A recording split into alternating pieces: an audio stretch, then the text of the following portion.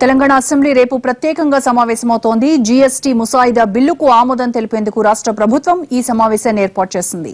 అటు శాసన మండలి కూడా ప్రారంభమవుతుంది. ఇప్పటివరకు ప్రభుత్వం ఒకరోజు సమావేశాన్ని మాత్రమే ఏర్పాటు చేయాలనే ఆలోచనతోనే ఉంది. అయితే ప్రతిపక్షాలు మాత్రం కనీసం 15 రోజులు సభ నిర్వహించాలని డిమాండ్ చేస్తున్నాయి. తెలంగాణ అసెంబ్లీ రేపు ఉదయం 11 గంటలకు ప్రారంభమవుతుంది. తొలుత కేంద్రం నుంచి వచ్చిన జీఎస్టీ బిల్లు ఆమోదంకు సభలో సీఎం కేసీఆర్ బిల్లును ప్రవేశపెడతారు. అటు మండలిలో డిప్యూటీ సీఎం కడియం శ్రీహరి సభలో ప్రవేశపెట్టనున్నారు. జీఎస్టీ బిల్లుపై చర్చించి ఆ తర్వాత ఆమోదముద్ర వేయనుంది శాసనసభ. మధ్యాహ్నం బీఎస్సీ సమావేశాన్ని నిర్వహించనున్నారు. సభను ఎన్ని రోజులు నిర్వహించాలి అన్న విషయంపై చర్చిస్తారు. ప్రభుత్వం ఒకే రోజుతో ముగించాలనుకుంటుంది. వీలుంటే వినాయక నిమజ్జనం తర్వాత తిరిగి సమావేశాన్ని ప్రారంభిద్దామనే ఆలోచనతో ఉంది. బీఎస్సీ తర్వాత తిరిగి సభ ప్రారంభమవుతుంది.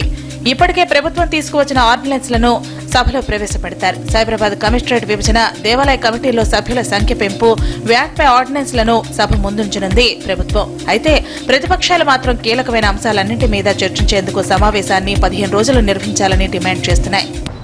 కనీసము 15 రోజుల పాటు నిర్వహించాలనేది భారతీయ జనతా పార్టీ డిమాండ్. ఈరోజు తెలంగాణ రాష్ట్రంలో అనేకమైనటువంటి మౌలిక అంశాల మీద తెలంగాణ ప్రజలు ఆందోళన చెందుతా ఉన్నారు. రాష్ట్రంలో ఈ వర్గము ఆ వర్గం అని కాకుండా అన్ని వర్గాల ప్రజలు కూడా అనేక రకాల సమస్యలు ఎదుర్కొంటున్నారు. అటు ప్రధాన ప్రతిపక్షం కాంగ్రెస్ ఎల్పీ సమావేశాన్ని ఏర్పాటు చేసింది. అసెంబ్లీ సమావేశాల్లో అనుసరించాల్సిన వ్యూహాన్ని చర్చించింది. ప్రభుత్వం ప్రజా సమస్యలన్నింటిపై చర్చించడానికి ముందుకు రావాలని డిమాండ్ చేసింది. రైతుల గురించి, వ్యవసాయం గురించి, రుణమాఫీ గురించి చర్చించవలసిన అవసరం ఉంది కనుక 15 రోజులు కనీసము శాసనసభను సమావేశపరచాలని కాంగ్రెస్ శాసనసభ పక్షం డిమాండ్ చేసింది.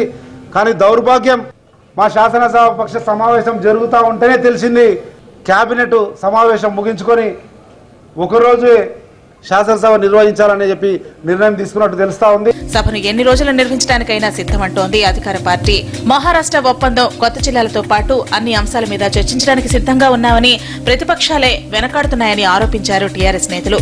మొత్తం మీద సభను ఎన్ని రోజులు నిర్వహించాలన్న దానిపై బీఎస్సీలో ప్రతిపక్షాల డిమాండ్ బట్టి ప్రభుత్వం నిర్ణయం తీసుకునే అవకాశం ఉంది.